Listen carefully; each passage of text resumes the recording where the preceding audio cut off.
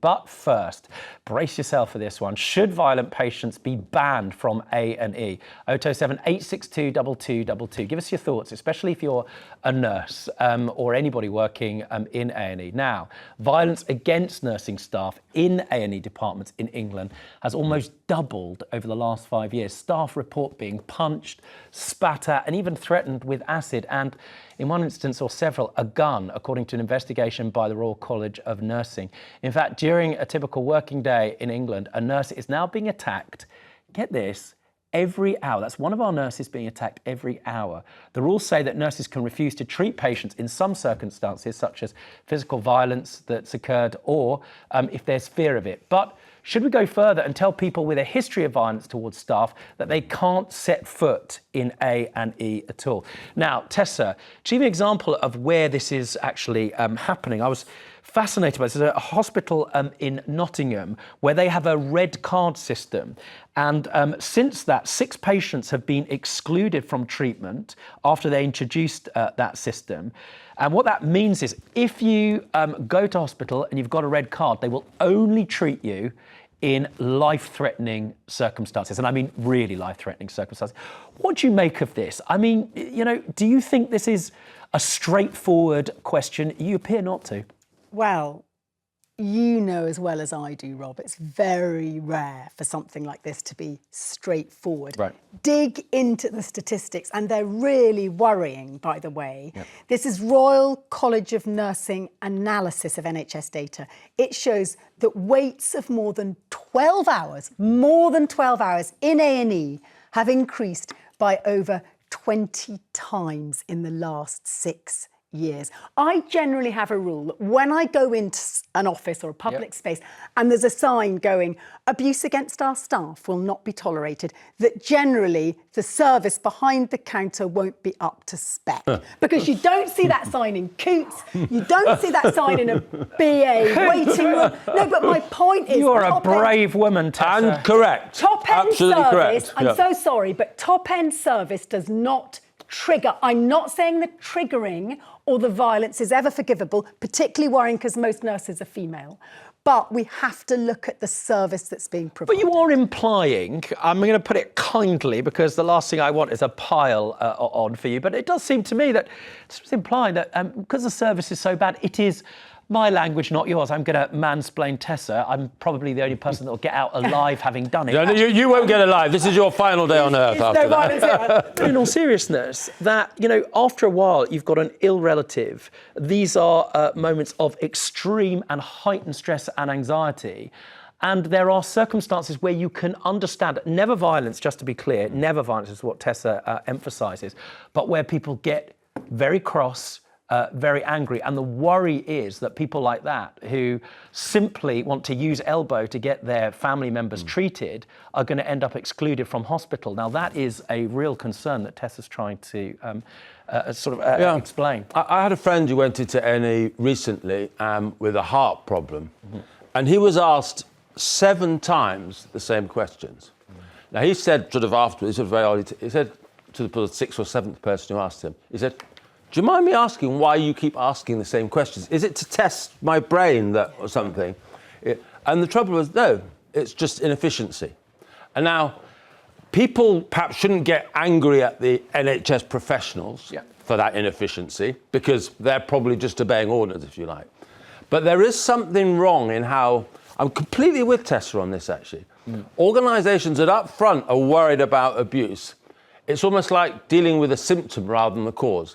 A lot of these institutions are really badly run, and absolutely people shouldn't get violent in response. But people are angry, and if you're sick, if you're ill, if it's compounded by perhaps you have an underlying mental health anxiety or something, and you waited 12 hours and you've already worried about your health, people will start behaving out of character. That might be true, but, you know, Tessa, some of the stories that I've just set out, we're talking about one nurse every single hour who's attacked. Now, you're talking about the symptom, not the cure.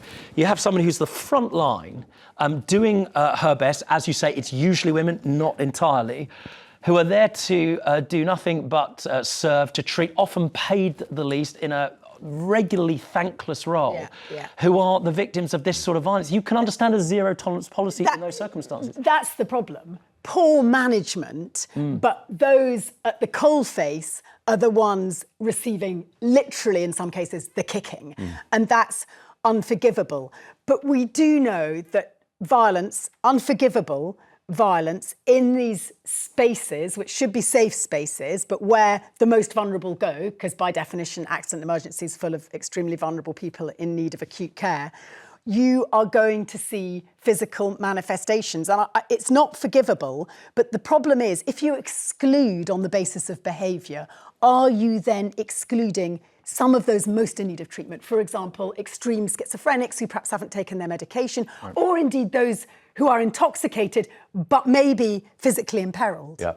Well, I mean, the situation now is that there are nurses who are too afraid to go into work. It comes after. Are they really? Well, the Royal College of Nursing analysis, say that NHS data shows that waits of more than 12 hours in A&E increased by over 20 times. That was your point. But from a Freedom of Information request, across 89 trusts, there were 2,093 incidents of physical violence against staff. That's over a lot of hospitals, over a lot of time. I'm not saying it's not a problem, but let's be clear. Most nurses, most doctors are brilliant. Not all of them are. Like in every profession, we have bad eggs. And I think some people are exaggerating these problems because they don't want to go to work or they want to do... People do not always act in the best interest. I'm afraid we have people in the NHS like that, just as in all walks of life. So in other words, you're saying, Tim, because it's interesting, you're saying you exonerate violence. Of course I'm not. I'm not saying that at all. Why do you think I said that? I just wanted to be clear about what was permissible in terms of behaviour. We're becoming a more violent society in a number of ways. And people in the NHS are victims of that, just like taxi drivers or people who work in supermarkets. Well, let's just hear what James in Lincolnshire has to say. This conversation, I have to say, has been interesting insofar as our panel here clearly, while never ever defending or justifying violence, seem to kind of understand, if you like, what it is that's motivating people to get increasingly cross with the NHS. Do you understand that, James, or is that, frankly, not something we should even be considering when talking about nurses and what they experience every day? One nurse attacked every hour. You shouldn't be violent, right? But I can understand people getting very angry because, I was just telling the chappie on the phone that after messing me about for months, I've got cancer. I'm sorry to hear. I got called in with prostrate. They've messed about, sent me to a dirty hospital, which was Boston Pilgrim Hospital. Right. I got to engage a knock on the door, give me 26 biopsies on the table. Then they come round to thinking I'm going to have radiotherapy on it. Right. They didn't give me it. The consultant at Lincoln Hospital said to me, "What have they done that for? No need to have done that, Well, that must be very frustrating. And your point is that you would... Now, to say the very least, I mean, frustrating. The question is, James, very, very quickly, whoever the health worker is that spoke to you, or consultant or a nurse, there's never circumstances in which you'd be aggressive, but you might presumably express your anger at the bad service, to say the least, that you've experienced, right? I've actually said in the doctors, it's no wonder people do get angry because of the service you're giving. But there's no need. I don't mean to be violent. There's no like that bloke with what they call it, swim around the carpet. Right. That shouldn't be allowed. But I can understand now we're in a frustrating world, but it's not. And they shouldn't strike, like the shouting abuse at nurses. James, James, firstly, I should say we all of us on the panel wish you well. Yeah. And, a lot of callers and our panel saying the same things, whilst it is, and I need to emphasise, never okay to express your anger, your anxiety in violence, ever. And you should always leave a conversation, especially if you want to get something, in a way that makes people feel better than when they encounter you. At the same time, it's been fascinating to see just how much antipathy, rage that there is towards A&E. We're going to come back. Thank you, James. After the break, we're taking your calls on this and continuing to discuss whether it's time to ban violent patients from A&E. The number is 027 862 22. I'll see you. Your calls on this, whether we should ban violent patients from A&E. Attacks on nurses almost doubled since 2019. Now, if you've ever worked in A&E, we'd really love to hear from you. The number is 027 862 2222. I think, first of all, we've got a nurse on the line. Robert, you're down in Devon. You've heard the numbers, one nurse an hour. You've worked in A&E. Have you ever experienced anything like this? Yeah, firstly, huge fan of yours, Rob. But I don't normally phone a show, but I've watched the panel and I'm absolutely appalled. But I'll get to the point. First, I've been abused weekly, daily, on regular basis. I get on with it. It's part of my daily life. But what I can't excuse of is that when I hear about waiting times and I hear about, everyone says it's because, they have to wait for long times. People walk into the ED department. I won't specify which one. And they come in and they start throwing stuff. They start attacking staff. I've had a member of staff that's been needled with a dirty needle. I've been spat blood on my face. I've seen other patients, the ones that are the poorest, yes, they get frustrated and then they sit there and they wait for long periods of time. Yes, they get angry and they want to know when they want to be seen. Yes, they get frustrated and they may shout. But there's continual violence that takes place throughout the UK, and that's what nurses get fed up with because, as I said, if they sort out the GP issue and they sort out all the other problems, then people wouldn't be coming to ED. They won't be having Can I ask you, part of this, why we're discussing this today, is that, frankly, a Royal College of Nursing is saying, nurses don't want to show up to work, understandably, when they're facing what you're describing.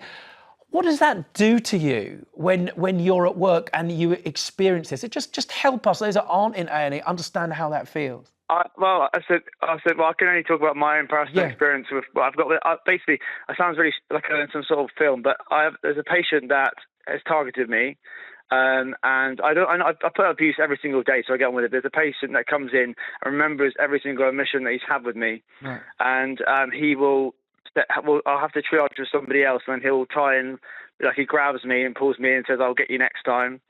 Or I'll see you. While we've got you here, because it's something that Tessa brought up, one of the issues that we're talking about is that people who go into A&E, like the person you're talking about, and abuse nurses should be refused treatment unless it's absolute life and death. You say no to that, but the point that Tessa was making was that the worry is that the person you're talking about clearly has deep and significant psychiatric problems.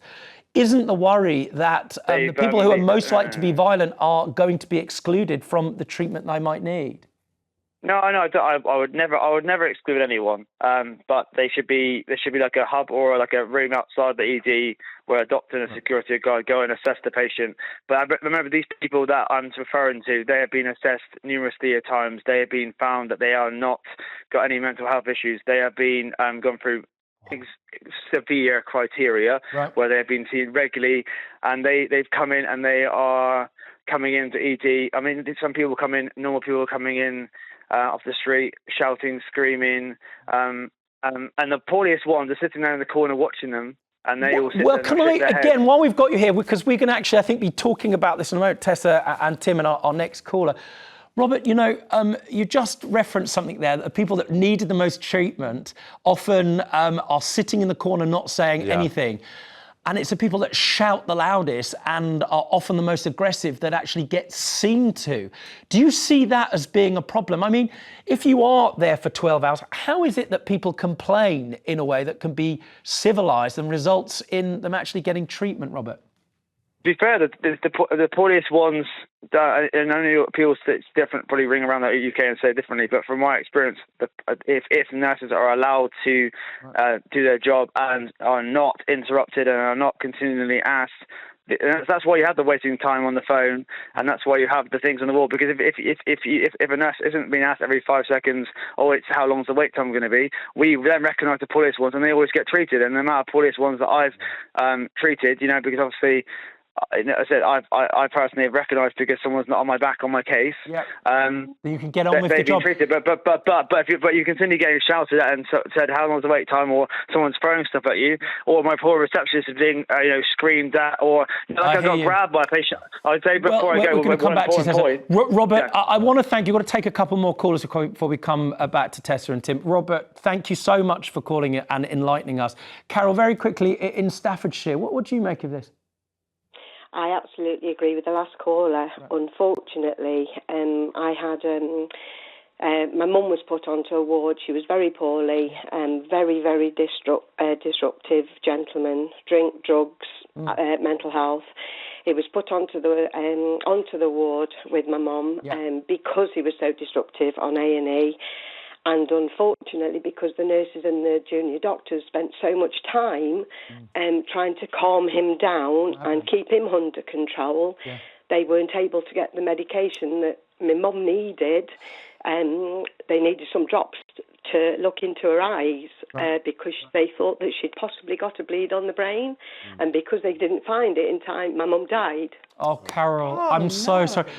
Carol, it's so difficult to move on from something like that. First of all, so we're all, send our condolences to say this. Also, Carol, a word to the wise, and I don't know the NHS Trust, but I do hope that you take that further and do everything you can to, frankly, hold what happened there to account, because that should not have happened. But it's part of the conversation we're talking about. And actually, Carol, you say you agree with the previous caller. We're going to come to Lavinia in Essex. But actually, had that person, that antisocial person who's no doubt been many times in A&E, not been allowed on that, would not been transferred because he was making a ruckus in A&E, who knows whether Carol's mum would still be with us. Carol, thank you for calling, and do press on with some elbow, because other people would still be, or likely to still be, at risk. Lavinia, you're in Essex. You've heard what people have had to say.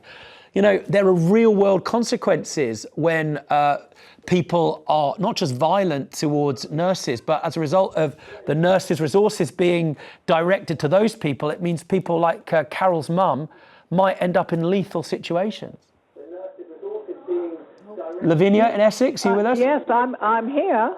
Are you talking to me? I am talking to you, Lavinia. What's your view? Well, so I'm not quite sure whether do I stay on the line as well as talking? Yeah, stay with us. Stay with us, Lavinia.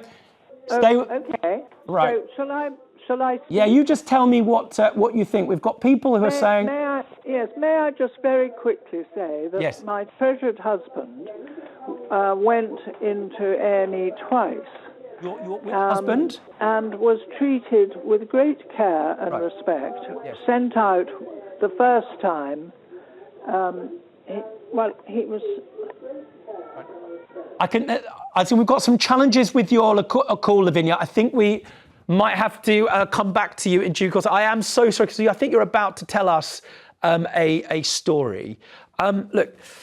Tessa and Tim, it was really interesting, those two callers. Our heart goes out to both of them.